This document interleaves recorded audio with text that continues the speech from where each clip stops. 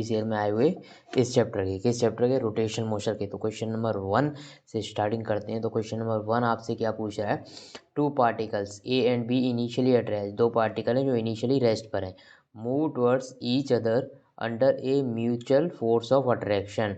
वो एक दूसरे की तरफ आपस में म्यूचुअल जो अट्रैक्शन फोर्स है ना, उसकी वजह से एक दूसरे की तरफ चलना स्टार्ट कर देते हैं। आपसे पूछा है at the instant when speed of a, इसको मानते हैं ए, इसको मानते हैं बी। इनिशियली ये दोनों रेस्ट पे थे, फिर उसके बाद उन्होंने आपस में अट्रैक्शन फोर्स की वजह से एक दूसरे की तरफ चलना स्टार्ट किया। When the speed of A is V, जब ए की स्पीड, एक टाइम आएगा कि अब धीरे धीरे ये चलना स्टार्ट कर रहे हैं तो एक दूसरे की तरफ इनकी वेलोसिटी कुछ ना कुछ होगी। तो जिस टाइम पर ए की वेलोसिटी वी है, उस टाइम पर बी की वेलोसिटी है 2v, और ये एक दूसरे की तरफ आ रहे हैं। The speed of centre of mass of the system is, तो अब आपको बताना है इस टाइम पर सेंटर ऑफ मास की स्पीड क्या होगी। दोस्तों आप जानते हो यदि किसी सिस्टम पर net external force is zero, यदि किसी सिस्टम पर यदि एक्सटर्नल फोर्स ज़ीरो है, इसका मतलब M into A centre of mass equal to zero. M into A centre of mass equal to zero, मतलब सेंटर ऑफ मास का एक्सिलरेशन कितना होगा, ज़ीरो। सेंटर ऑफ मास का एक्सिलरेशन ज़ीरो होने का मतलब सिर्फ इतना होता है कि वेलोसिटी चेंज नहीं होगी।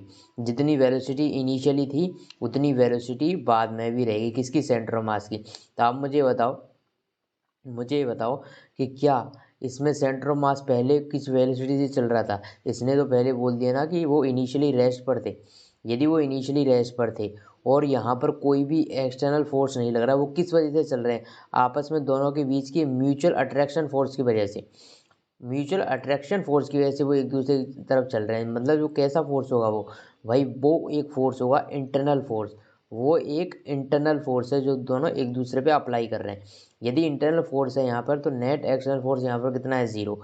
यदि नेट एक्सटर्नल फोर्स जीरो हो गया, मतलब सेंटर ऑफ मास का एक्सिलरेशन कितना है, ज़ीरो। सेंटर ऑफ मास का एक्सिलरेशन जीरो, मतलब initial velocity of centre of mass equals to final velocity of centre of mass. लेकिन बाई चांस यहाँ पर सेंटर ऑफ मास की इनिशियल वेलोसिटी कितनी थी, ज़ीरो, क्योंकि इनिशियली रेस्ट पर थे ना दोनों, बोला है उसने। तो भाई फाइनली भी सेंटर ऑफ मास की वेलोसिटी कितनी रहेगी, ज़ीरो। मतलब सेंटर ऑफ मास की वेलोसिटी कितनी हो जाएगी, ज़ीरो। इसका आंसर होगा ज़ीरो। नेक्स्ट क्वेश्चन है, question number 2, two object of mass 10 kg and 20 kg respectively, दो ऑब्जेक्टिव हैं जिनका मास 10 kg है, एक का मास, और दूसरे का मास है भाई 20 kg रेस्पेक्टिवली। ठीक है, मैंने मान लिया मास।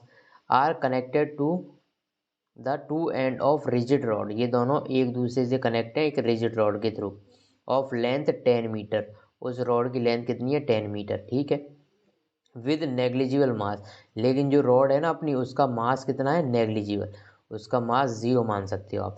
The distance of centre of mass of system from 10 kg मास, तो आपको यहाँ से इसके सेंटर ऑफ मास की डिस्टेंस बतानी। तो पता है आपको इसका सेंटर ऑफ मास, इन दोनों को आप पॉइंट मास कंसीडर करोगे, और पॉइंट मास कंसीडर करोगे और दोनों के बीच की डिस्टेंस आपको पता है। यदि आपको डिस्टेंस पता है तो आपको पता है इसका जो सेंटर ऑफ मास होगा वाई डायरेक्शन में तो कहीं नहीं होगा, सिर्फ एक्स डायरेक्शन में ही होगा।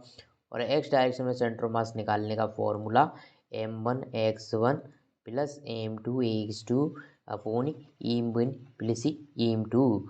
जैसा कि आप जानते हो m1 कितना है, 10, लेकिन वो उससे ही डिस्टेंस निकालनी है तो उसको ओरिजिन मानना पड़ेगा, मतलब इसका एक्स कोऑर्डिनेट कितना है, 0। m2 मतलब 20, और इसका यहाँ से कोऑर्डिनेट देखोगे तो 10 होंगे। इस वाली चीज़ के यदि एक्स और वाई दोनों कोऑर्डिनेट लिखोगे तो ये ओरिजिन है, इसके कोऑर्डिनेट 0,0 और इसके कोऑर्डिनेट 10,0। लेकिन वाई डायरेक्शन में तो सेंटर ऑफ मास जाएगा नहीं, एक्स में ही होगा, तो अपने वाई वाला वाई सी हम नहीं निकालते। m1 प्लस m2 की वैल्यू 30 हो जाएगी, तो इसका सेंटर ऑफ मास यहाँ से कितना दूर आ गया आपको पता चलिए, 200 डिवाइड बाई 30। तो इसका एक्स सेंटर ऑफ मास यहाँ से इतना दूर होगा, बस इजी सी बात है। तो यहाँ से इसका जो सेंटर ऑफ मास होगा कितना दूर होगा, 20/3 मीटर। ठीक है, 20/3 मीटर यहाँ से इतना दूर होगा इसका सेंटर ऑफ मास। ठीक है, आप समझ आई बात। अब देखो दूसरे एक शॉर्टकट मेथड, आपको हर बार m1x1 नहीं करना, आपको डायरेक्ट करना है। जिससे आपको डिस्टेंस निकालनी है उसको ना लेके दूसरा मास लो, मतलब m2 लो, दोनों के बीच की डिस्टेंस से मल्टीप्लाई करो, divided by m1 plus m2। ये नया तरीका आ गया आपका। ये एक नया तरीका आ गया, directly second mass multiplied by उनके बीच की distance upon m1 plus m2। अच्छा ये आया कहाँ से? अरे यहीं से तो आया है। इसमें देखो मैंने जिसको ओरिजिन मान लिया उससे डिस्टेंस निकाले, उसको जब ओरिजिन मान लूँगा तो उसका एक्स कोऑर्डिनेट 0 हो जाता है। फिर दूसरे का एक्स कोऑर्डिनेट क्या होता है? उन दोनों के बीच की डिस्टेंस। वही तो मैंने कर दी, multiply d m2 into d divide by m1 plus m2। अब आगे से इसी फॉर्मूले से निकालेंगे अपन, ठीक है। थर्ड क्वेश्चन देखते हैं। Two particles of mass 5 kg and 10 kg respectively. दो मास हैं, एक है 5 kg और दूसरा है 10 kg, ठीक है। Are attached to the end of rigid rod, ये दोनों भी रिजिड रॉड से कनेक्टेड है जैसे पिछले वाला था, ठीक है। ये रिजिड रॉड से कनेक्टेड है, ठीक है।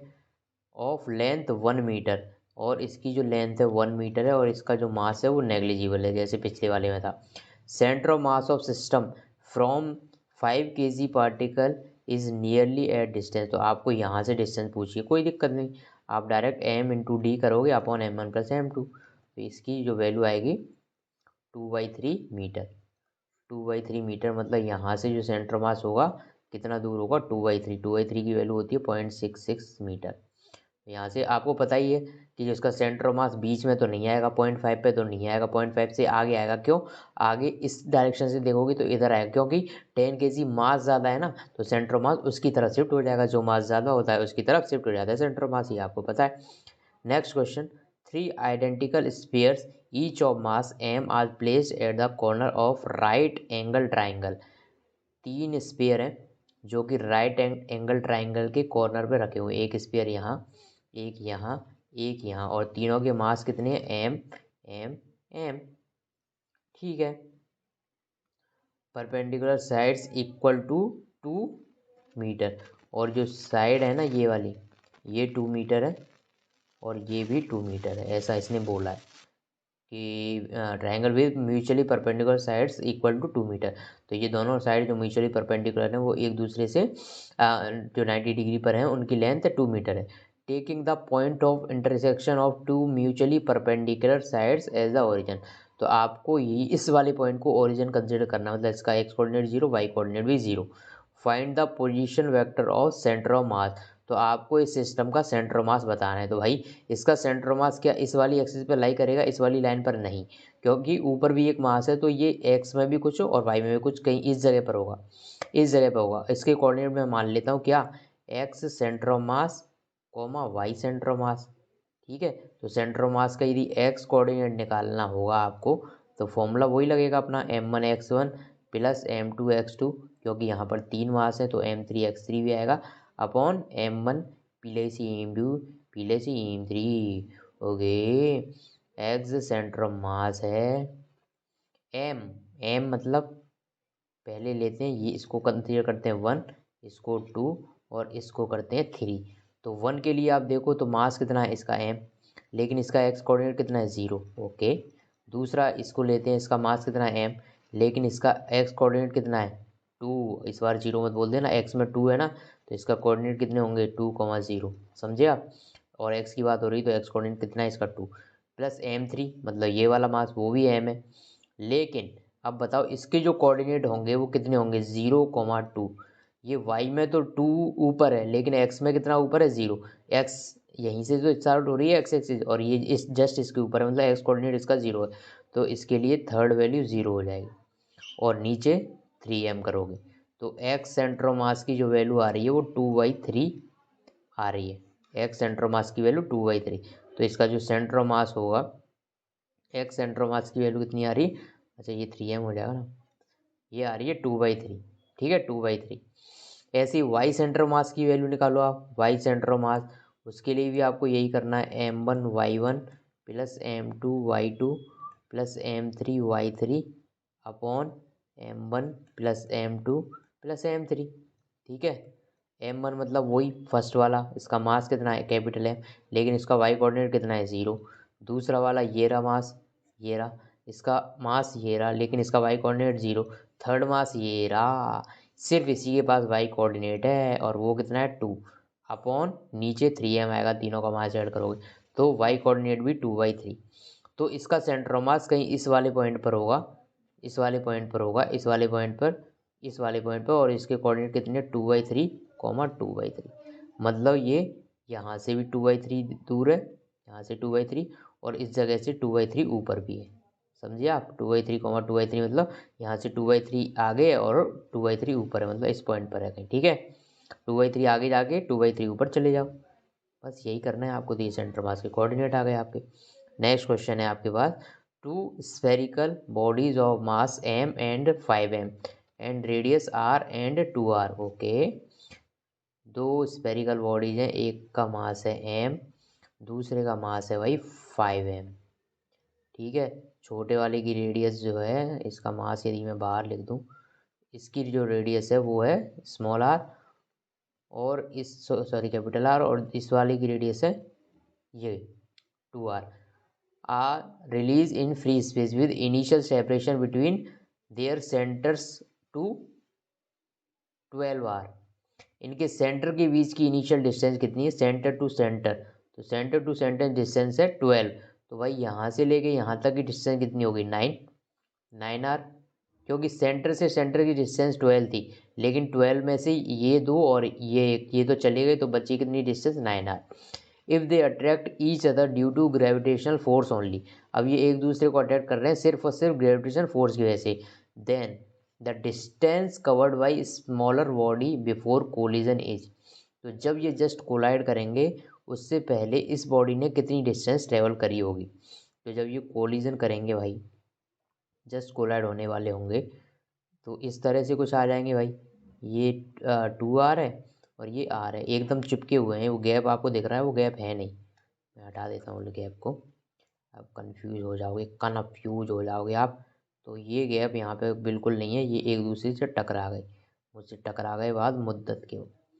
मैं मान लेता हूँ, ये छोटा वाला ने कितनी डिस्टेंस कवर करी वो पूछ रहा है, तो मैं मानता हूँ कि छोटा वाला यहाँ से x डिस्टेंस कवर कर रहा है टकराने से पहले, तो ये कितनी कवर करेगा, 9 - x। ठीक है, क्योंकि इनके बीच की डिस्टेंस कितनी थी, 9r, तो ये 9r - x डिस्टेंस कवर करेगा, यदि ये x करता है तो, समझे आप, यदि ये x डिस्टेंस ने कवर करी तो ये 9r - x करेगा। तो यही पूछ रहा है कि टकराने से पहले ये छोटा वाला मतलब ये m मास कितनी डिस्टेंस कवर करेगा। तो जैसा कि आप जानते हो कि इनिशियली ये दोनों रेस्ट पर थे, उसके बाद इन्होंने चलना स्टार्ट किया, यदि ये इनिशियली रेस्ट पर थे, बाद में इन्होंने चलना स्टार्ट किया, तो सेंटर ऑफ मास जो है वो कितना चल जाएगा भाई, सेंटर ऑफ मास के कोऑर्डिनेट जो इनिशियली थे वो पहले भी बाद में भी रहेंगे, तो सेंटर ऑफ मास का डिस्प्लेसमेंट तो कुछ हो नहीं रहा, सेंटर ऑफ मास का कुछ डिस्प्लेसमेंट हो नहीं रहा। यदि आप इसको ऐसे समझो, m1x1 + m2x2 upon m1 + m2, ठीक है, यदि इसको ऐसे डिफ्रेंशिएट कर लो तो सेंटर ऑफ मास का displacement m1 dx1 + m2 dx2, ये वाली चीज़ें मैं आपको लेक्चर में बता दी मैंने सारी चीज़ें। अब आपको बताया कि जब इसमें कोई एक्सटर्नल फोर्स लगेगा तभी सेंटर ऑफ मास का डिस्प्लेसमेंट वहाँ पे हो सकता था, लेकिन यहाँ पर म्यूचुअल अट्रैक्शन फोर्स लग रहा है, वो भी ग्रेविटेशन का, जो कि कैसा फोर्स होगा, इंटरनल। यदि इंटरनल फोर्स होगा तो इसकी वजह से कोई भी यहाँ पर एक्सटर्नल फोर्स नहीं है, यदि एक्सटर्नल फोर्स नहीं है तो सेंटर ऑफ मास डिस्प्लेस नहीं होगा, मतलब dx की वैल्यू हो जाएगी 0। तो आप क्या बोल सकते हो, m1 dx1 + m2 dx2 की वैल्यू हो गई 0।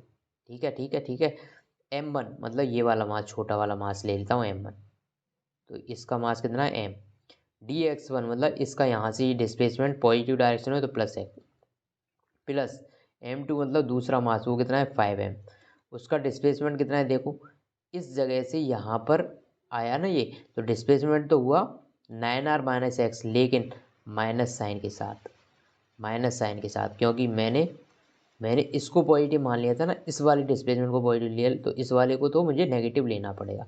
तो यहाँ से यदि आप देखो, गौर करो, तो mx = 5m × 9r - x, क्योंकि माइनस हट जाएगा ना जब मैं उसको उधर लेके जाऊँ, ये माइनस हट जाएगा जब मैं इसको उधर लेके जाऊँगा, तो m से तो m चला गया भाई। ठीक है, यहाँ से x की वैल्यू जो आ रही है 45r -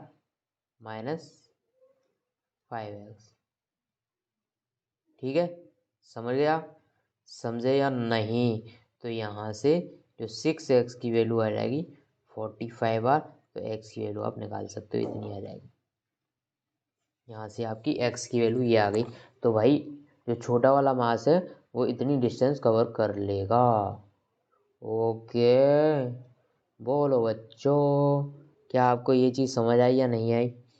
यदि नहीं आई होगी तो आप कमेंट करके भी पूछ सकते हैं, इसमें कोई दो राय नहीं है। ठीक है, ओके, आगे चलते हैं। 3 masses are placed on the X axis. 3 mass X axis पे प्लेस किए हुए हैं। ठीक है, 300 ग्राम तो भाई ओरिजिन पे ही रखा हुआ है। ठीक है, ओरिजिन पे रखा है तो कोई दिक्कत नहीं। एट ओरिजिन 500 ग्राम है वो x इक्वल टू 40, तो यहाँ से आप x में 40 चलो, यहाँ पे रखा हुआ भाई 500 ग्राम का मास। मैंने कहा ठीक है। एंड 400 ग्राम एट, ये तो x इक्वल टू 40 हो गया। अब इससे भी आगे जाना पड़ेगा क्योंकि x इक्वल टू 70 पे ये रखा हुआ है। x इक्वल टू 7 पे कितना रखा हुआ है? 400 ग्राम। आपसे पूछा गया है the distance of centre of mass from origin. Centre of मास की डिस्टेंस बतानी है ओरिजिन से, तो वही सेंटर ऑफ मास का formula m1x1 plus m2x2 plus m3x3, क्योंकि इसमें x सारे के सारे x डायरेक्शन की बात हुई है, मतलब सेंटर ऑफ मास इसका x एक्सिस पे ही। ठीक है, m1 300, लेकिन उसका एक्स कोऑर्डिनेट कितना है? 0, क्योंकि वो ओरिजिन पे ही है। नेक्स्ट है 500, उसका एक्स कोऑर्डिनेट कितना हो गया भाई? 40। नेक्स्ट है 400, उसका एक्स कोऑर्डिनेट कितना हो गया? 17 upon m1 plus m2 plus m3, मतलब 300 प्लस 500 प्लस 400। ठीक है, नीचे आएगा 1200। ओके, ऊपर से मैं ले लेता हूँ 1000 कॉमन। 1000 कॉमन कैसे लिया मैंने? यहाँ से ये 2 जीरो हटा दी, यहाँ से 1 जीरो हटा दी, यहाँ से 2 जीरो, यहाँ, तो 1000 कॉमन आएगा, तो अंदर क्या बचेगा? 20 प्लस 28। ठीक है, 5 4 जा 20 और 4 7 जा 28, तो यहाँ से ये आएगा 48 इंटू 1000 डिवाइडेड बाई 1200, तो ये इससे कट जाएगा, वैल्यू आएगी 400 मीटर। नहीं नहीं नहीं, 400 नहीं, 40 मीटर। 400 नहीं भाई, 40 मीटर आएगी। ठीक है, तो यहाँ से इसका सेंटर ऑफ मास 40 मीटर दूर पे, मतलब यहाँ पर सेंटर ऑफ मास लाई करेगा। कोई दिक्कत? बोल दो, नहीं होगी। 2 person of masses 55 kg and 65 kg respectively. 2 person हैं जिनके मास 55 किलो एंड 65 किलो है। Are at opposite end of boat. ये एक बोट है भाई, इसके अपोजिट एंड पर ये खड़े हुए हैं, एक 55 का और दूसरा है 65 का। ये 55, ये 65। The length of the boat is 3 metre, तो यहाँ से यहाँ तक की जो बोट की टोटल लेंथ है वो 3 मीटर है। एंड वेट 100 kg, बोट का वेट है वो 100 किलो है। The 55 kg man walks up to the 65 kg, ये यहाँ से चलना स्टार्ट करता है और इसके पास तक पहुँचता है। ठीक है, if the boat is in still water, boat still water में, the centre of mass of the system shifts by. यदि ये यहाँ से चल के यहाँ पहुँच गया, इसके पास जाके बैठ गया, तो इस पूरे सिस्टम का सेंटर ऑफ मास कितना शिफ्ट हुआ? तो भाइयों, यहाँ पर कोई एक्सटर्नल फोर्स लगी क्या? नहीं। हालांकि इस पर्सन ने चलना स्टार्ट किया तो ये इस पे पीछे की डायरेक्शन में फोर्स लगाएगा, और यदि ये इस पे चल रहा है तो ये बोट भी इस पे आगे की डायरेक्शन में फोर्स लगाएगी। भाई, तो आप अर्थ पे कैसे चल पाते हो? आप अर्थ पे पीछे की डायरेक्शन में फोर्स लगाते हो, अर्थ आप पे आगे को फोर्स लगाती है, तो उस वजह से आप आगे चल पाते हो। ऐसे ही बोट पे पीछे फोर्स लगाएगा और बोट इस पे आगे फोर्स लगाएगी, जिसकी वजह से ये चल पाएगा। लेकिन क्या यहाँ पर कोई एक्सटर्नल फोर्स है? मेरा ये पूरा का पूरा, यदि मैं इसको सिस्टम मान रहा हूँ, तो इस पर कोई एक्सटर्नल फोर्स लग रही है सिस्टम पर? नहीं। यदि एक्सटर्नल फोर्स जीरो है, यदि एक्सटर्नल फोर्स जीरो है, तो सेंटर ऑफ मास का एक्सेलरेशन कितना होगा? जीरो। सेंटर ऑफ मास का एक्सेलरेशन जीरो होने का मतलब बिल्कुल ये नहीं होता कि उसकी वेलोसिटी भी जीरो होगी, लेकिन जो सेंटर ऑफ मास की वेलोसिटी इनिशियल होती है वही सेंटर ऑफ मास की वेलोसिटी फाइनल होती है। और बाई चांस इसने बोला है, बाई चांस ये बात है कि इनिशियली ये बोट चल नहीं रही थी, इनिशियली ये सिस्टम रेस्ट पर था, तो फाइनली भी इस सेंटर ऑफ मास की वेलोसिटी कितनी रहेगी? जीरो। जब इनिशियली वेलोसिटी जीरो थी तो फाइनली भी इसकी वेलोसिटी जीरो होगी, मतलब सेंटर ऑफ मास की वेलोसिटी जीरो होगी, और सेंटर ऑफ मास पहले जहाँ था वहीं का वहीं रहेगा, क्योंकि उसकी वेलोसिटी जीरो, तो वो चलेगा ही नहीं ना, तो सेंटर ऑफ मास कितना शिफ्ट होगा? 0 metre, 0। Next, a man 50 kg standing in a gravity free space. Okay, एक मैन है 50 kg का, ठीक है, 50 kg का मैन है, 50 kg का, is standing in a gravity free space, ये ग्रेविटी फ्री स्पेस में खड़ा हुआ है at a height of 10 metre above 10 metre above the floor, 10 metre above है फ्लोर से। Okay, he throws a stone of 0.5 kg mass downwards with 2 metre per second, ये नीचे की साइड में एक स्टोन फेंकता है 0.5 kg का, और कितनी स्पीड से, 2 मीटर पर सेकेंड से। ठीक है, नीचे की साइड में फेंक रहा है। When the stone reaches the floor, जब स्टोन फ्लोर पर रीच करता है, फ्लोर पर पहुंचता है, मतलब कितनी डिस्टेंस कवर करनी है इसको, 10 मीटर, क्योंकि ये पर्सन 10 मीटर खड़ा हुआ है तो स्टोन को नीचे 10 मीटर डिस्टेंस कवर करनी पड़ेगी। ठीक है, the distance of the man above the floor will be, अच्छा होगा क्या, ये ग्रेविटी फ्री स्पेस है, ग्रेविटी फ्री स्पेस होगा तो इस पर कोई ग्रेविटी फोर्स लगेगी नहीं लगेगी, ग्रेविटेशन फोर्स लगेगी नहीं लगेगी, और यहाँ पर कोई, क्योंकि ग्रेविटी फ्री है तो भाई ग्रेविटेशन फोर्स होगी नहीं वहाँ पे, ग्रेविटेशन फोर्स नहीं है। और इस सिस्टम पर कोई एक्सटर्नल फोर्स है क्या, कौन सा सिस्टम, एक मैन और जो नीचे की साइड में स्टोन थ्रो कर रहा है ये सिस्टम पर कोई एक्सटर्नल फोर्स है क्या, ऑब्वियसली ये पत्थर को नीचे फेंकने के लिए मैन इस पर फोर्स लगाएगा और स्टोन भी इसके हाथ पर रिएक्शन फोर्स लगाएगा, लेकिन वो सारी फोर्सेज इंटरनल फोर्स होंगी, और यहाँ पर ग्रेविटी है नहीं तो नीचे की डायरेक्शन में कोई भी फोर्स नहीं है, इसी सिस्टम पर नेट एक्सटर्नल फोर्स की वैल्यू 0 हो जाएगी। तो आप जानते हो कि dp/dt जो होता है वो होता है एफ एक्सटर्नल, उसकी वैल्यू 0 हो गई, मतलब सिस्टम का जो इनिशियल मोमेंटम होगा वो सिस्टम के फाइनल मोमेंटम के इक्वल हो जाएगा। बोलो रे बोलो, बोल दो बोल दो बोल दो बोल दो बोल दो बोल दो। ठीक है, सिस्टम का जो मोमेंटम है वो ये हो जाए। इनिशियली आप मुझे बताओ इनिशियली जब स्टोन इसने हाथ में पकड़ रखा था, तब इनिशियली भाई ना तो मोमेंटम इस व्यक्ति का था ना तो स्टोन का था। फाइनली जब इसने स्टोन फेंका तो इसके लिए मोमेंटम कितना होगा, 0.5 इंटू नीचे की डायरेक्शन को यदि मैं नेगेटिव मान लूँ तो इसकी वेलोसिटी ये हो जाएगी। नेक्स्ट प्लस लगा के 50 kg, और मुझे इसकी वेलोसिटी निकालनी है पर्सन की। तो भाई यहाँ से देखो इस पर्सन की वेलोसिटी आखिरकार आ कितनी रही है, 1/50 मीटर पर सेकेंड, दिख रही है ना आपको। आप ये कितना हो जाएगा, 0.5 मल्टीप्लाई बाई 2 1 हो जाएगा, आधे का दोगुना करोगे तो 1 हो जाएगा ना यार, इसको इधर लेके जाओगे तो ये 1 हो जाएगा, इक्वस टू 50 b, तो वेलोसिटी कितनी आ गई, 1/50 b। तो ये जो पर्सन है वो ऊपर की डायरेक्शन में चलना स्टार्ट करेगा कितनी वेलोसिटी से, 1/50 मीटर पर सेकेंड से, 1/50 मीटर पर सेकेंड से। ठीक है, अब ये आपसे ये पूछ रहा है कि जब स्टोन यहाँ पर नीचे पहुँचेगा तो स्टोन को यहाँ से यहाँ पहुँचने में टाइम कितना लगेगा। तो वेलोसिटी जो होती है वो होती है डिस्टेंस अपॉन टाइम। ठीक है, वेलोसिटी कितनी है इस स्टोन की नीचे की डायरेक्शन में 2, डिस्टेंस कितनी कवर करनी है इसको 10, टाइम कितना लगेगा 5 सेकेंड। 5 सेकेंड 5 सेकेंड में पत्थर पहुंचेगा नीचे। तो ये पूछना चाह रहा है बेसिकली आपसे कि 5 सेकेंड में ये व्यक्ति कितना ऊपर पहुंच चुका होगा।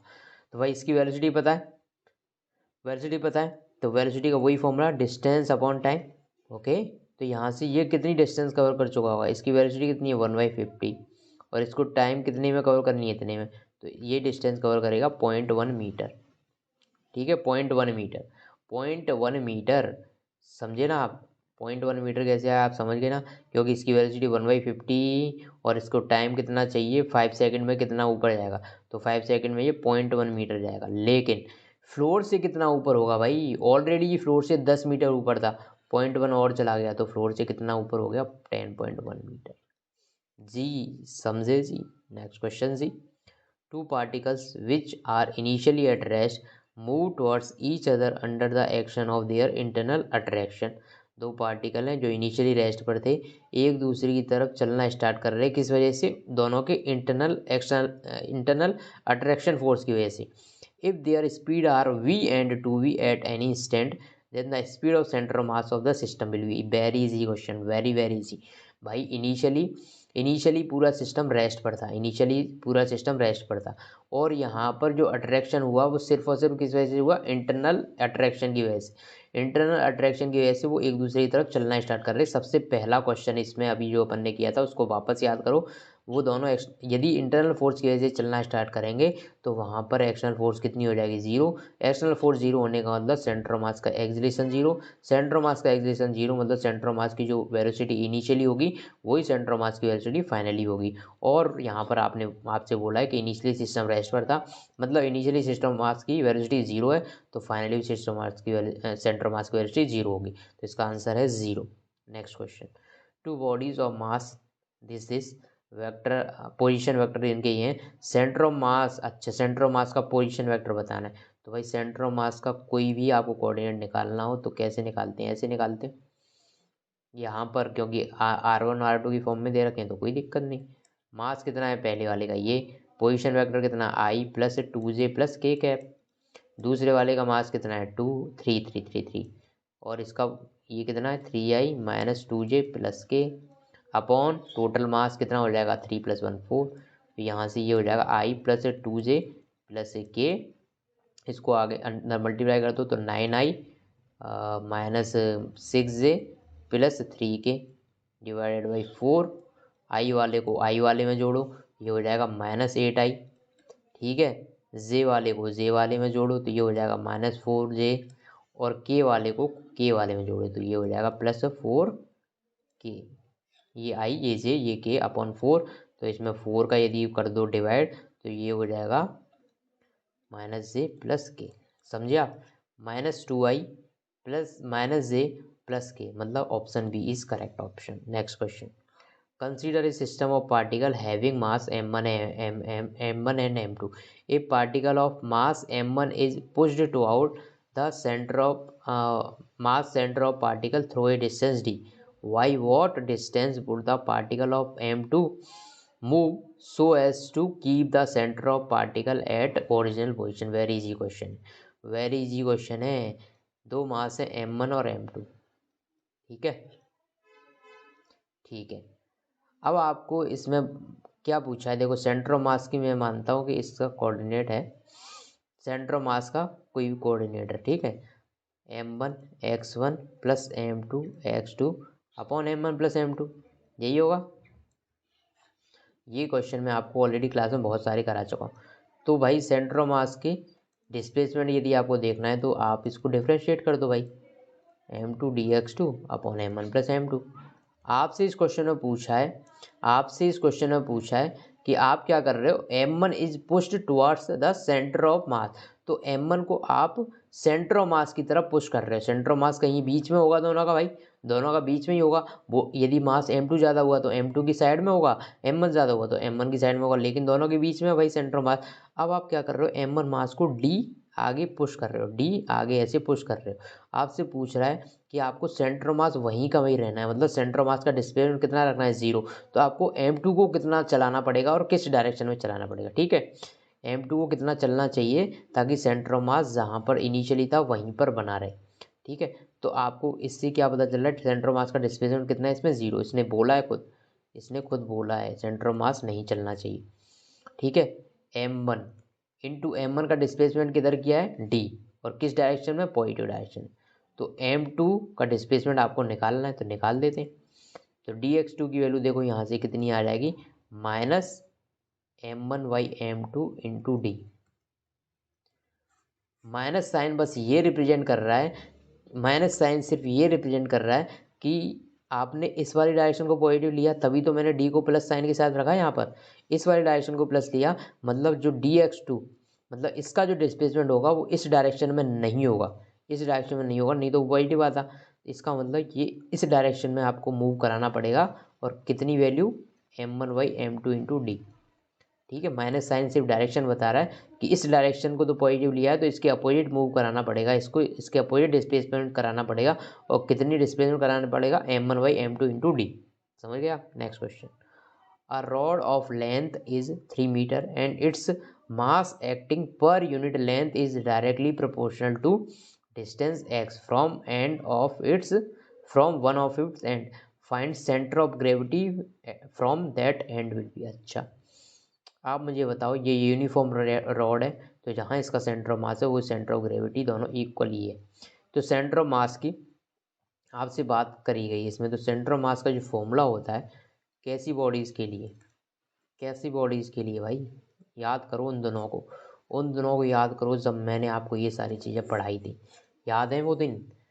वो सुहाने दिन, आशिकाने दिन, ओशिकी नमी में डूबे वो सुहाने दिन गुजर गए, हम किधर गए, पीछे मुड़ के देखा साया सब शहर गए, अकेले हैं खड़े। चलो ठीक है, छोड़ दें इसको।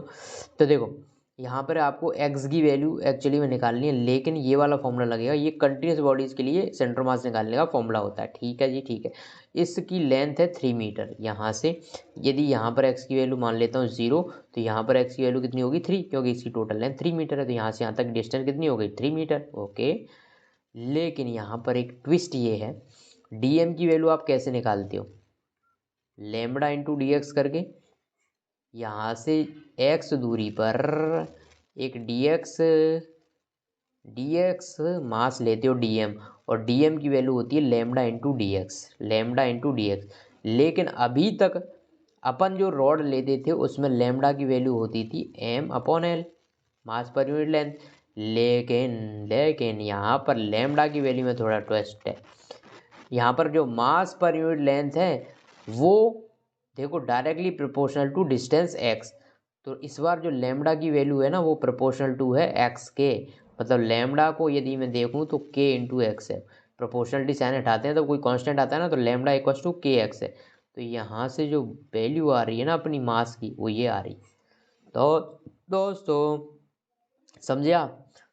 अभी तक जो अपन ने रॉड के लिए जो किया था डेरिवेशन, वहाँ पर डीएम की value lambda into D x थी, लेकिन अपना लेमडा एम बाई एल होता था, मास पर यूनिट लेंथ। यहाँ पर लेमडा दे रखा है कि वो डिस्टेंस के प्रोपोर्शनल है, मतलब जो मास है ना यूनिफॉर्मली डिस्ट्रीब्यूटेड नहीं है पूरी रॉड में। जैसे जैसे एक्स की वैल्यू बढ़ रही है मास बढ़ता जा रहा है। इससे यही पता चल रहा है ना, जैसे जैसे एक्स की वैल्यू बढ़ती जा रही है मास पर यूनिट लेंथ बढ़ता जा रहा है। यहाँ पर मास इतनी लेंथ पे मास कम होगा, आगे जाओगे तो मास पर यूनिट लेंथ बढ़ता जाएगा बढ़ता जाएगा बढ़ता जाएगा। तो अपने को कुल मिला के ये वैल्यू निकालनी है। तो एक्स यहाँ पर है, डीएम की वैल्यू आ गई के x into D x upon, नीचे भी ऐसी करोगे तो के एक्स इंटू डी एक्स की लिमिट 0 to 3 के कॉन्स्टेंट है, तो ऊपर से और नीचे से कॉमन लेके इसको, अरे ऊपर से नीचे कॉमन लेके उसको काट दिया मैंने। ठीक है, ऊपर से नीचे कॉमन लेके काट दिया, तो ऊपर क्या बचा x square D x upon नीचे क्या बचा एक्स डी एक्स। और इंटीग्रेशन की लिमिट आपको पता ही है 0 to 3, यहाँ पर भी 0 to 3। तो ऊपर जो इंटीग्रेशन आएगा x³/3, समझे आप? और लिमिट लगाओगे 0 to 3 अपॉन इसके जो नीचे इंटीग्रेशन आएगा x²/2, और लिमिट लगाओगे 0 to 3। ठीक है, तो मैं अब जा रहा हूँ यहाँ से यहाँ ताकि आपको दिख सके। तो इसमें लिमिट लगाएंगे तो 3 3 या 9 3 या 27/3, और जब नीचे लिमिट लगाओगे तो 3 3 या 9 ये, तो यहाँ से वैल्यू आ रही है आपकी 2। तो सेंटर ऑफ मास यहाँ से कितना दूर होगा 2। अब आप इसको समझ सकते हो, देखो इसमें थोड़ा सा आपको दिमाग लगाएं।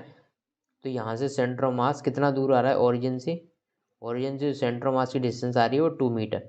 यदि ये रॉड यूनिफॉर्म होती तो भाई इसका सेंटर ऑफ मास एकदम बीचों बीच में आना चाहिए था ना, बीचों बीच में आना चाहिए था। मतलब 1.5, ये टोटल डिस्टेंस कितनी है 3, तो इसका सेंटर ऑफ मास होना चाहिए था 1.5 पर। लेकिन जैसे जैसे आप आगे बढ़ते जा रहे हो इसका मास पर यूनिट लेंथ बढ़ता जा रहा है, इसलिए जैसे जैसे आगे बढ़ोगे मास पर यूनिट लेंथ बढ़ता जाएगा, मतलब सबसे ज़्यादा मास पर यूनिट एंड पर होगा, इसीलिए इसका सेंटर ऑफ मास सेंटर से आगे शिफ्ट हो गया है, 0.5 पे ना आके 2 पे आ रहा है। वो क्या है? Next question, centre of mass of particle of system does not depend on. तो उस पार्टिकल का सेंटर ऑफ मास किस पे डिपेंड नहीं करता। तो सेंटर ऑफ मास यदि आपको निकालना होता है तो कैसे लिखते हो, m1 r1 plus m2 r2 plus m3 r3, कितने भी पार्टिकल हों डॉट डॉट डॉट अपॉन नीचे m1 plus m2 plus m3। अब एक चीज़ देखते हैं इसमें, पोजीशन ऑफ पार्टिकल बिल्कुल पोजीशन पे डिपेंड करता है भाई। रिलेटिव डिस्टेंस बिटवीन पार्टिकल, बिल्कुल पार्टिकल के बीच की रिलेटिव डिस्टेंस मतलब पोजीशन हो गई ना एक तरह से, पोजीशन पे डिपेंड करता है। तो पहला दूसरा, तो रिलेटिव डिस्टेंस मतलब उन दोनों की, दो पार्टिकल है उनकी बीच की जो रिलेटिव डिस्टेंस है उन पर डिपेंड करता है, बिल्कुल करता है। पोजीशन पे डिपेंड कर रहा है तो डिस्टेंस पे डिपेंड कर ही रहा है। मास से जब पार्टिकल बिल्कुल कर रहा है मास पर, क्या यहाँ पर फोर्स आ रहा है कहीं भी? फॉर्मूले में कहीं भी फोर्स दिख रहा है? नहीं, इसका आंसर है भाई D. Angular acceleration of a body moving along circumference of circle. ये एक अपना प्यारा सर्किल है और एक जो बॉडी है मूविंग अलोंग सर्कम, तो वो सर्कमफेरेंस के अलोंग मूव कर रही है, ठीक है, सर्कमफेरेंस पे सर्किल में मूव कर रही है, सर्कुलर मोशन है इसमें और ये नहीं है। तो आपसे पूछा है एंगुलर एक्सिलरेशन की जो डायरेक्शन होगी वो कहाँ पर होगी? Along the axis of rotation. जो एंगुलर एक्सिलरेशन की डायरेक्शन होगी, एंगुलर एक्सिलरेशन की जो डायरेक्शन होगी वो along the axis of rotation होगी, अलोंग द रेडियस होगी। क्या जो एंगुलर एक्सिलरेशन होता है वो अलोंग द रेडियस होता है क्या? बताओ, क्या along radius toward the centre होता है या away the centre? Along the radius toward the centre या along the radius away the centre? बताओ। Along the tangent of its position, क्या ये टेंजेंट के अलोंग होता है? दोस्तों अब यहाँ पर बहुत इंपॉर्टेंट चीज़ आपको समझने के लिए आ रही है। वैसे तो मैंने ये जब एंगुलर एक्सिलरेशन पढ़ाया था तो ये मैंने कॉन्सेप्ट क्लियर कर दिया है वहाँ पर, लेकिन क्योंकि अभी अपन ये क्वेश्चन आंसर देख रहे हैं इसके, तो मैं वापस बताता हूँ। देखो, एंगुलर एक्सिलरेशन की और ओमेगा की डायरेक्शन, ओमेगा की डायरेक्शन यदि आप सोचो ना, ओमेगा की डायरेक्शन आपको यदि लग रहा हो कि ओमेगा क्या होती है एंगुलर वेलोसिटी, तो उसकी डायरेक्शन टेंजेंशियल डायरेक्शन में होती है। नहीं, ओमेगा की डायरेक्शन कभी भी टेंजेंशियल नहीं होती है। ओमेगा की डायरेक्शन होती है जो रोटेशन एक्सिस होती है ना उसके अलोंग होती है, उसके अलोंग होती है। यदि मोशन इस डायरेक्शन में, मोशन ऐसा है तो अपनी फिंगर आप इस डायरेक्शन में जब कर्ल करोगे तो आपका जो राइट हैंड का थंब है वो ऊपर पॉइंट आउट करेगा, मतलब ओमेगा की डायरेक्शन ये है। यदि ये ऐसे चल रहा है, इस डायरेक्शन में चल रहा है जैसा मैं शो कर रहा हूँ, ऐसा ऐसा चल रहा है तो ठीक है, ऐसा चल रहा है तो यदि ये अपोजिट डायरेक्शन में चल रहा होगा, अपोजिट डायरेक्शन, तो आप अपनी फिंगर को, राइट हैंड की फिंगर को कर्ल करो इस डायरेक्शन में, जिस डायरेक्शन में वो चल रहा है, तो जो थंब है वो नीचे पॉइंट आउट कर रहा है, तो उस टाइम पे ओमेगा की डायरेक्शन नीचे होती है। मतलब ओमेगा जो होता है ना, ओमेगा, ओमेगा की direction along the rotational axis होती है। और इसी तरह से जो अपना एंगुलर एक्सिलरेशन होता है उसकी डायरेक्शन भी ओमेगा की डायरेक्शन, ओमेगा की डायरेक्शन जैसे होती है ना वैसे ही उसकी डायरेक्शन भी, अल्फा की डायरेक्शन भी along the along the along the axis of rotation होती है। अच्छा, यदि इसकी वेलोसिटी, इसकी वेलोसिटी ओमेगा की, मतलब ओमेगा जो एंगुलर वेलोसिटी है ना, यदि वो इंक्रीज हो रही है तो अल्फा की डायरेक्शन सेम होगी ओमेगा की डायरेक्शन की। जिस डायरेक्शन में अल्फा है उसी डायरेक्शन में ओमेगा भी है, तभी तो वेलोसिटी बढ़ती जा रही है। यदि अल्फा की वैल्यू इसकी अपोजिट है ओमेगा की, तो धीरे धीरे वेलोसिटी कम होती जाएगी। तो डिपेंड करेगा कि अल्फा की डायरेक्शन ओमेगा के अपोजिट भी हो सकती है और सेम भी हो सकती है। लेकिन एक चीज़ याद रखना कि जिस डायरेक्शन में, जिस डायरेक्शन के मतलब ये हमेशा रोटेशन एक्सिस के अलोंग ही होती हैं दोनों डायरेक्शन, ओमेगा की डायरेक्शन और अल्फा की डायरेक्शन। तो जिन्होंने ये लेक्चर ढंग से पढ़ा होगा वो, उनके लिए तो ये चुटकियों का खेल था। Next question, the angular speed of flywheel moving with uniform angular acceleration changes from this to this in 16 second, the angular acceleration is. तो भाइयों एंगुलर एक्सेलरेशन का फॉर्मूला बताओ, क्या ये फॉर्मूला होता है? बताओ, एंगुलर एक्सेलरेशन का फॉर्मूला, एक्सेलरेशन का फॉर्मूला आपने पढ़ा है लीनियर मोशन में delta v by delta t. तो भाई यहाँ पर अल्फा हो जाएगा delta omega by delta t, मतलब omega two minus omega one upon t. अब बात करते हैं ओमेगा, और यहाँ पर ओमेगा की वैल्यू क्या होगी? ओमेगा वन की वैल्यू कितनी होगी? 1200 आरपीएम दे रखे हैं भाई, लेकिन ओमेगा होता है रेडियन पर सेकंड में। आरपीएम को रेडियन पर सेकंड में निकालने के लिए एक फॉर्मूला है omega equals to 2 pi F, 2 pi into F, F मतलब फ्रीक्वेंसी, फ्रीक्वेंसी लेकिन अपने को दे रखी है रोटेशन पर मिनट में, तो इसको रोटेशन पर सेकंड में बदलना पड़ेगा आपको, ठीक है। तो ये वैल्यू आ जाएगी 40 पाई रेडियन पर सेकेंड। ऐसी ओमेगा टू की वैल्यू निकालोगे तो 2 पाई इंटू एफ, एफ कितनी हो गई फ्रीक्वेंसी ये रही, इसमें 60 का करना पड़ेगा आपको ये डिवीजन, ये हो जाएगी 3, ठीक है। ये वैल्यू आ जाएगी 3, 3 4 या 12, 104 पाई। ओमेगा टू की वैल्यू ये आ गई। तो अब आपके पास ओमेगा वन है, ओमेगा टू है, दोनों रेडियन पर सेकंड में, उनको माइनस करके टाइम से डिवाइड कर देना, आपकी वैल्यू अल्फा की आ जाएगी रेडियन पर सेकंड स्क्वायर में। कोई दिक्कत इसमें नहीं आनी चाहिए। Next question, angular speed of the wheel of vehicle is increase from 360 to 1200 RPM in 14 second it's angular acceleration, वही अभी जो लास्ट क्वेश्चन था वैसा ही क्वेश्चन है। अल्फा की वैल्यू निकालनी है अपॉन टाइम आपको दे रखा है 14 और ओमेगा 1 की वैल्यू कितनी दे रखी है 360 आरपीएम नहीं चलेगा क्योंकि आरपीएम नहीं होता ओमेगा होता है 2 पाई इंटू एफ होती है यहाँ पर फ्रीक्वेंसी किस में चाहिए अपने को पर यूनिट सेकंड में, तो 2 पाई यहाँ पर यूनिट किस में दे रखी है मिनट में, तो इसको 60 से डिवाइड कर लेंगे। तो ओमेगा 2 की वैल्यू निकालनी है तो 2 पाई इंटू एफ, तो इसकी F1 यहाँ पर F2 ले लेते हैं, तो 2 पाई इंटू दूसरी फ्रीक्वेंसी कितनी हो जाएगी 1200/60 रेडियन पर सेकंड, और ये भी ऊपर वाला भी रेडियन पर सेकंड, दोनों चीज़ आ गई रेडियन पर सेकंड में, तो आप अल्फा निकाल सकते हो यहाँ से। Next question, a uniform circular disc of 15 centimetre at rest is free turn about an axis. Okay, एक यूनिफॉर्म सर्कुलर डिस्क है, इसकी रेडियस आपको दे रखी है, ठीक है, कितनी रेडियस आपको दे रखी है कितनी 0.5 मीटर, 50 सेंटीमीटर है 0.5 मीटर। हाँ, अब ये इसके ऐसे पास होने वाली एक्सिस के थ्रू ये रोटेट हो रही है। It is subject to torque which produce a constant angular acceleration, इसको एक टॉर्क मिला जो कि कितना एक्सीलरेशन प्रोवाइड कर रहा है 2 रेडियन पर सेकंड स्क्वायर, इसको इतना टॉर्क मिल रहा है कि वो इसको इतना एक्सीलरेशन प्रोवाइड कर रहा है, ठीक है। नेट एक्सीलरेशन इन मीटर पर सेकंड स्क्वायर, आपको नेट एक्सीलरेशन बताना है at the end of 2 second, 2 second के बाद इसका नेट एक्सीलरेशन आपको बताना है, 2 सेकेंड के बाद इसका नेट एक्सीलरेशन आपको बताना है। तो भाई इस सर्कुलर डिस्क में नेट एक्सीलरेशन मतलब यहाँ पर कौन कौन से एक्सीलरेशन होंगे, किसी भी सर्किल में मूव करते हैं तो वहाँ पर कौन कौन से एक्सीलरेशन होंगे।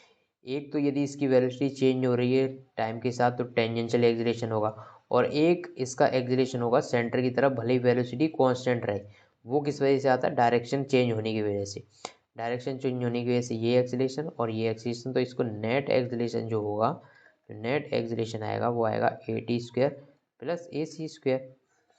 अब AC की वैल्यू क्या होती है, AC = ω²R, यही वैल्यू होती है। अब आपको ओमेगा की वैल्यू चाहिए, इनिशियली तो ये 0 वेलोसिटी पे था, तो final velocity omega =ω0 plus alpha t, जैसे V =U+AT होता है, ऐसे ही यहाँ पर omega =ω0 plus alpha t. Omega आपको निकालना है, इनिशियल वेलोसिटी 0 थी, अल्फा की वैल्यू इसने दे रखी है टाइम 2 सेकेंड, तो इसकी वैल्यू आ जाएगी 4 रेडियन पर सेकेंड। फाइनल वेलोसिटी ये आ गई, तो यहाँ से AC की वैल्यू निकाल सकते हो 4 का स्क्वायर इंटू इसकी रेडियस कितनी है 0.5, यहाँ से AC की वैल्यू आ गई आपकी, ठीक है।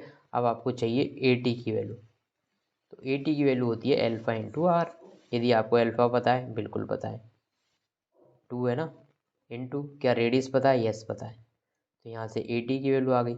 ये तब AT है अपने पास, AC है अपने पास, तो क्या आप नेट एक्सीलरेशन निकाल सकते हो, बिल्कुल निकाल सकते हो इस फॉर्मूले का यूज करके।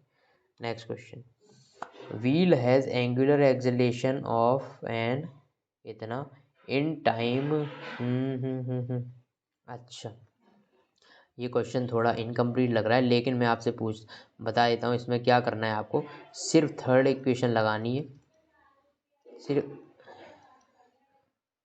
2AS V² =U² plus 2AS होती है, वहाँ पर linear motion V² =U² plus 2AS होती है। अब इसको एंगुलर में चेंज करना है तो फाइनल वेलोसिटी का स्क्वायर, कौन सी वेलोसिटी यहाँ पर एंगुलर आ जाएगी, एंगुलर मोशन की बात हो रही है यहाँ पे, इनिशियल 2 अल्फा, ए की जगह अल्फा और एस की जगह थीटा, आपको यहाँ पर थीटा की वैल्यू ही पूछी गई है, एंगुलर एंगल पूछा गया देखो थीटा, तो आपको फाइनल वेलोसिटी इसकी पता होगी, फाइनल वेलोसिटी पता होगी, इनिशियल वेलोसिटी पता होगी, अल्फा की वैल्यू पता होगी।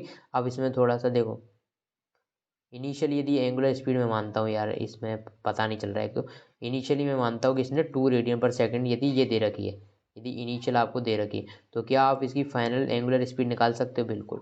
कैसे, फर्स्ट इक्वेशन लगा देना जो अभी अभी मैंने लगाई थी, फाइनल वेलोसिटी निकालनी है, इनिशियल वेलोसिटी ये रही, अल्फा की वैल्यू इसमें कुछ ना कुछ दे रखी होगी, अल्फा की वैल्यू इसमें कुछ ना कुछ दे रखी होगी, मैं मानता हूँ कि अल्फा की वैल्यू 3 दे रखी है, और टाइम इतने सेकंड के बाद पूछा है, तो यहाँ से ये वैल्यू आ जाएगी फाइनल वेलोसिटी की, यदि मैं क्या मान रहा हूँ इसमें कि इनिशियल वेलोसिटी आपको 2 रेडियन पर सेकंड दे रखी है, अल्फा मतलब एंगुलर एक्सीलरेशन 3 रेडियन पर सेकंड स्क्वायर है, और टाइम 2 सेकंड के बाद उसको आपको फाइनल वेलोसिटी निकालनी है, तो वो 8 आ जाएगी।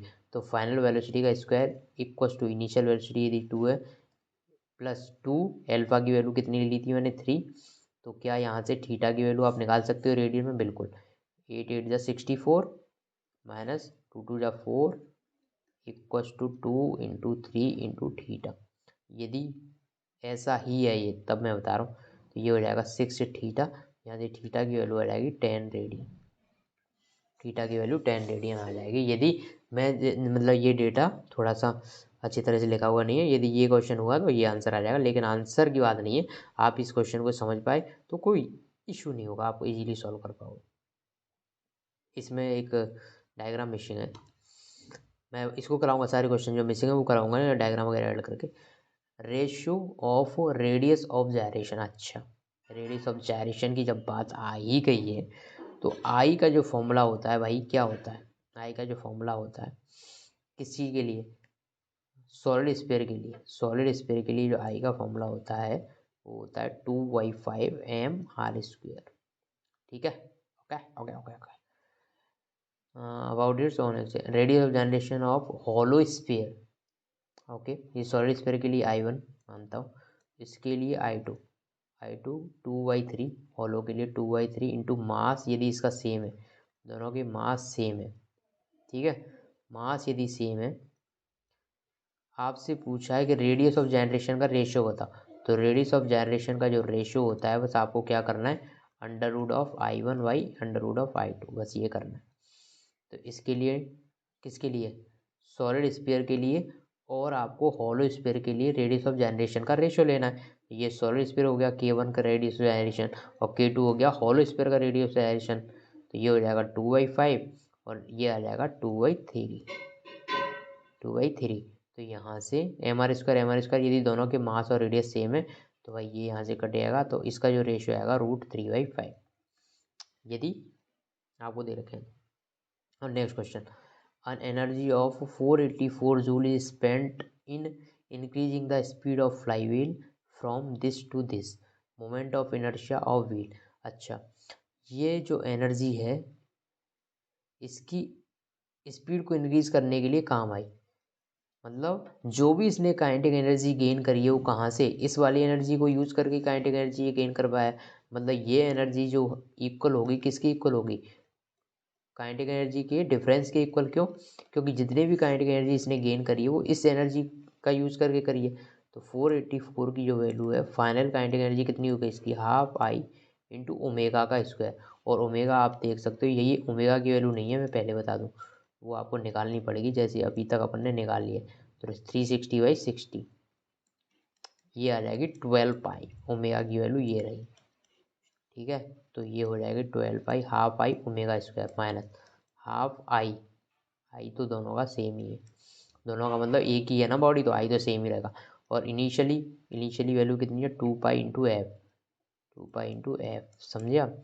तो ये 2π का स्क्वायर, बस यहाँ से आई की वैल्यू निकालनी है आपको, इसको सॉल्व करना, आई की वैल्यू निकाल देना, इसको सॉल्व करना, आई की वैल्यू निकाल देना। इसमें कुछ वेरिएबल है क्या? कुछ भी वेरिएबल नहीं है, बाकी तो आई के अलावा कोई वेरिएबल नहीं है, तो एक इक्वेशन से काम हो जाएगा आपका, ठीक है, एक इक्वेशन से काम हो जाएगा आपका, कोई दिक्कत आपको नहीं आएगी, ठीक है। 144π माइनस 4π, ठीक है, तो ये 144 और ये हो जाएगा 4। तो यहाँ से यदि आप देखोगे तो 144 में जब 4 जाएगा तो बचेगा कितना? 144π, ठीक है, 144π में से ये आएगा तो 140 बचेगा, 140π, तो यहाँ से 70π, तो आई की वैल्यू कितनी आ जाएगी? 484/70 इंटू पाई मतलब 22/7, ठीक है। ये आप जानते हो ये 22 का स्क्वायर ही लिखा है, ऊपर 22 का स्क्वायर ही लिखा है, तो ठीक है, स्क्वायर ही लिखा है, तो ये इससे कितनी बार कटेगा? 22 बार, ठीक है, ओके, समझ रहे हो ना। और ये इससे कटेगा 10 बार, तो आई की वैल्यू कितनी आ रही है? 2.2 kg मीटर स्क्वायर। देख लेना कैलकुलेशन, आई थिंक ये सही है। नेक्स्ट क्वेश्चन, वही रेडियस ऑफ जाइरेशन का, यदि आपको इसी का रेडियस ऑफ जाइरेशन का रेशियो निकालना हो ना किसी भी चीज़ का, तो आप उनके मोमेंट ऑफ इनर्शिया का रेशियो ले लो बस। ठीक है, नेक्स्ट है, 3 ऑब्जेक्ट है। ए एक सॉलिड स्फीयर है जिसके लिए आई की वैल्यू कितनी होती है, आई की वैल्यू कितनी होती है 2/5 mr²। नेक्स्ट है दूसरा ऑब्जेक्ट है थिन सर्कुलर डिस्क, डिस्क के लिए वैल्यू कितनी होती है भाई, डिस्क के लिए वैल्यू होती है mr²/2। और जो थर्ड है उसको सर्कुलर रिंग, उसके लिए वैल्यू होती है mr²। सबसे ज़्यादा इन तीनों में से आई किसका है, 2/5 समझते हो ना, 0.4 mr²। ठीक है, ये मतलब 0.5 mr², और ये मतलब mr²। तो सबसे ज़्यादा वैल्यू है आई सी की, उसके बाद में है, उसके बाद में आई बी की, और सबसे कम है यहाँ पर आई ए की वैल्यू। ठीक है, अब क्वेश्चन पढ़ते हैं। सभी के मास सेम है, रेडियस सेम है, ये इसने बता दिया, तभी मैं ये फॉर्मूला लगा पाया। ऑल स्पिन, सारे के सारे स्पिन कर रहे हैं सेम एंगुलर स्पीड से about their on axis of symmetry, सभी के सभी सेम एंगुलर स्पीड से मोशन कर रहे हैं। The amount of work required to bring them to rest, okay, आपको कितना वर्क की जरूरत पड़ेगी दोनों को रेस्ट, सभी को रेस्ट पर लाने के लिए। तो सबसे ज़्यादा किस में, सबसे ज़्यादा वर्क किस में रिक्वायर्ड होगा यदि इनको रेस्ट में लाना है। तो देखो, आप देखो कि सबसे ज़्यादा काइनेटिक एनर्जी है किसकी, जितनी ज़्यादा जिसकी काइनेटिक एनर्जी होगी उसको रोकने के लिए उतना ज़्यादा वर्क करना पड़ेगा, उसको रोकने के लिए उतना ज़्यादा वर्क करना पड़ेगा। तो काइनेटिक एनर्जी का जो फॉर्मूला होता है रोटेशन में, वो क्या होता है, हाफ आई ओमेगा²। अब आपको पता है सभी के लिए ओमेगा सेम है, इसने बोला है कि सभी की सभी सेम एंगुलर स्पीड से मूव कर रहे हैं, ओमेगा सब में सेम है। तो के ही प्रोपोर्शनल हो गया किसके, डायरेक्टली आई के। तो जिसका आई जितना ज़्यादा उसकी काइनेटिक एनर्जी उतनी ज़्यादा। तो सबसे ज़्यादा काइनेटिक एनर्जी सी की, उसके बाद में बी की, उसके बाद में ए की। तो सबसे ज़्यादा काइनेटिक एनर्जी भाई सी के पास है, फिर बी के पास है, फिर ए के पास है। तो जिसकी काइनेटिक एनर्जी इतनी ज़्यादा होगी उसको रोकने के लिए उतना ज़्यादा वर्क करना पड़ेगा। तो सबसे ज़्यादा वर्क इसको रोकने के लिए, उसके बाद इसको, और उसके बाद इसको, समझ गया। तो इतने वर्क की रिक्वायरमेंट होगी। Next question, a solid sphere of mass M and radius R, okay, एक सॉलिड स्फीयर है, मास एम है, रेडियस आर है, is rotating about its diameter, अपने डायमीटर के अबाउट ये रोटेट कर रहा है। मैंने कहा ठीक है कर ले भाई। इस सॉलिड सिलेंडर, एक दूसरा सॉलिड सिलेंडर है भाई, मैंने कहा टू भी आ जा भाई, तू भी आ जा। ये भी क्या कर रहा है, सेम, इसका भी मास सेम है एंड रेडियस भी सेम है, इसका भी मास और रेडियस दोनों का सेम है, वो भी अपने ज्योमेट्रिकल सेंटर के अबाउट रोटेट कर रहा है। ठीक है, with angular speed twice that of sphere, यदि ये ओमेगा से रोटेट कर रहा है तो ये कर रहा है 2 ओमेगा से, ऐसा इसने बोला, ट्वाइस स्पीड है इसकी। The ratio of kinetic energy, आपको इन दोनों की काइनेटिक एनर्जी का रेशियो बताना है। इसके लिए काइनेटिक एनर्जी ई एक्स है, हाफ आई ओमेगा²। इसके लिए जो ई वाई की वैल्यू होगी, इसके लिए जो वैल्यू होगी हाफ I2 इंटू ओमेगा², लेकिन इसके लिए ओमेगा की वैल्यू 2 ओमेगा है, ई वाई की वैल्यू हाफ। अब ये बताओ इस एक्सिस के अबाउट इस सिलेंडर का जो होता है आई की वैल्यू होती है वो कितनी होती है, mr²। कैसा कैसा है ये सिलेंडर, सॉलिड सिलेंडर, मतलब ये किससे मिलके बना हुआ, बहुत सारी डिस्क एक के ऊपर एक, एक के ऊपर एक रख के। और डिस्क का कितना होता है भाई, mr²/2 इंटू 4 ओमेगा²। और ई एक्स की वैल्यू यहाँ से कितनी आ जाएगी, हाफ इंटू इसका कितना है 2/5 mr² इंटू ओमेगा², दोनों का ratio E X upon E Y. ये तो हटा दो दोनों रेशियो में, तो ये तो चला जाएगा 1/2 तो 1/2। ठीक है 2/5 mr², तो भाई mr² भी दोनों में चला जाएगा। ठीक है 2/5, और ये यहाँ से ये चला जाएगा, यहाँ से, अरे ये तो पूरा ही चला गया।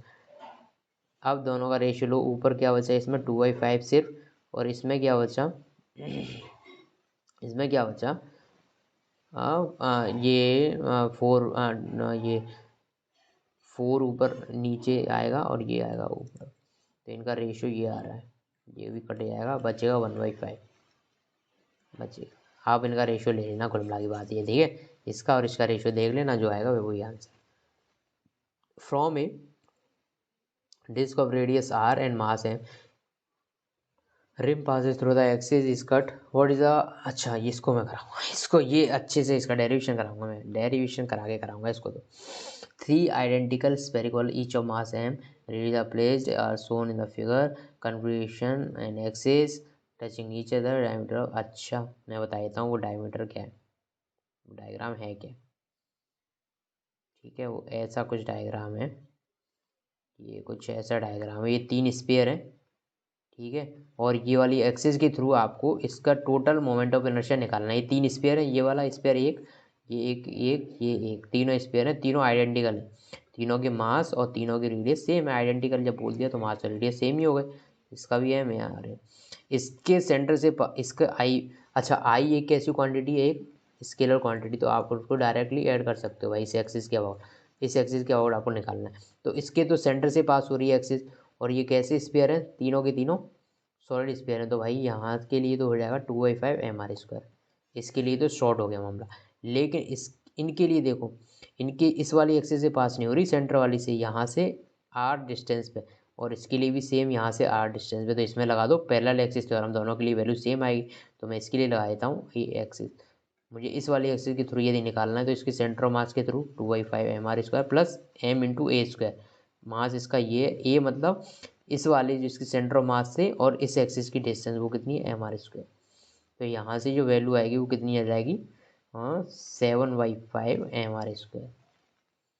आई एक्सिस, इस वाली एक्सिस के थ्रू 7/5 mr²। तो भाई इस एक्सिस के थ्रू इस वाले का 7/5 mr², और दूसरे वाले का भी, इसका भी इस एक्सिस के थ्रू प्लस 7/5 mr²।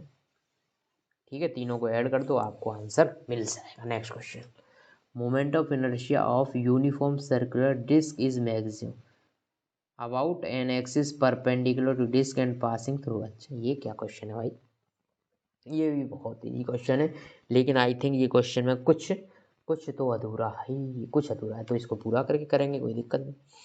अब इसमें नेक्स्ट क्वेश्चन है, 4 identical thin rods each of mass m and length l मान लेते हैं, फॉर्म ए स्क्वायर। तो ये 4 रॉड हैं, तो आपस में मिलके एक स्क्वायर बना रही हैं, ठीक है, आपस में मिलके स्क्वायर बना रही हैं।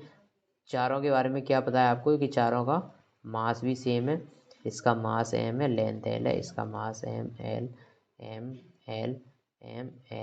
Moment of inertia of this frame about an axis passing through the centre of square and perpendicular to plane.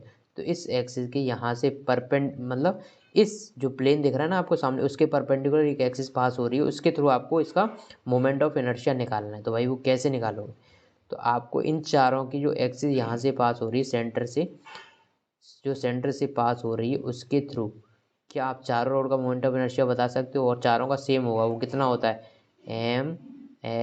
ml²/12। पढ़ाया आपने, ये मैं नहीं बताया आपको यार, बिल्कुल बताया। इस वाली एक्सिस के थ्रू पास ml²/12, लेकिन मुझे इस वाली एक्सिस के थ्रू निकालना है भाई इस रॉड का, तो भाई ये यहाँ से कितनी डिस्टेंस हो गई, l/2।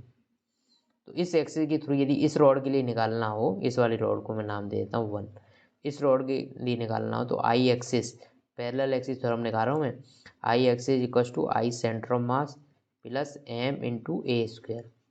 I centre of mass कितना भाई इसका, ml²/12 प्लस m इंटू ए का स्क्वायर, ए मतलब इस वाली एक्सिस से यहाँ तक की डिस्टेंस वो कितनी है, l/2 का स्क्वायर। तो यहाँ से वैल्यू आएगी ml²/12 प्लस ml²/4। 12 में ले लेता हूँ LCM, ऊपर आएगा ml² प्लस 4 3 या 12, समझे आप, 4 3 या 12।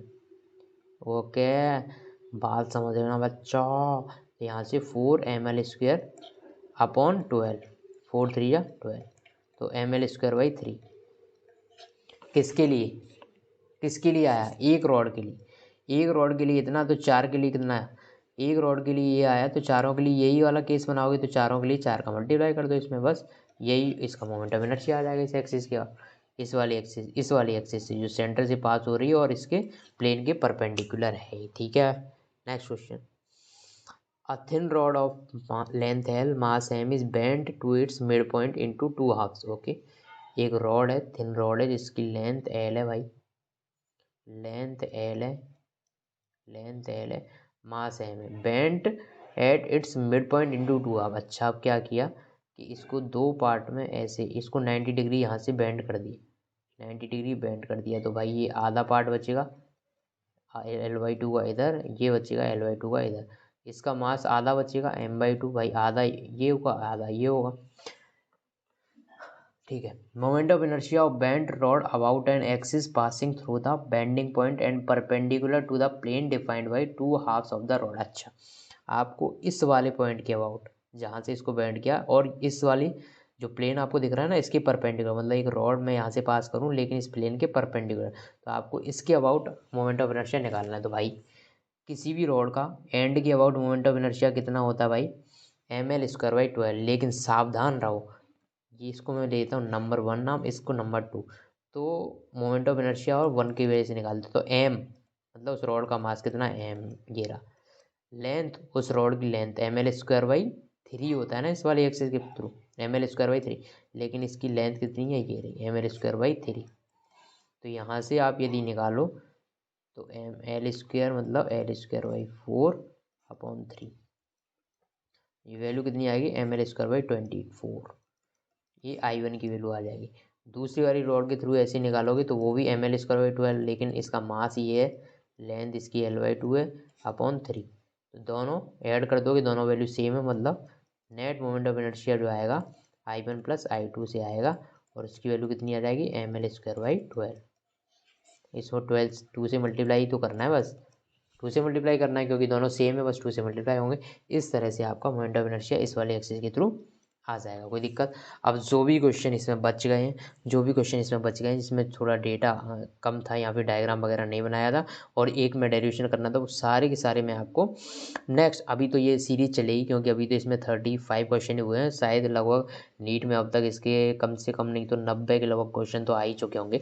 तो वो सारे क्वेश्चन मैं आपको कराऊंगा स्टेप बाई, मतलब 3 दिन तो चलेंगे, 3 दिन तो चलेंगे क्योंकि आज 35 क्वेश्चन हुए, 34, ऐसे ही नेक्स्ट साल में 30 करके 3 दिन में अपन इनको ख़त्म कर लेंगे।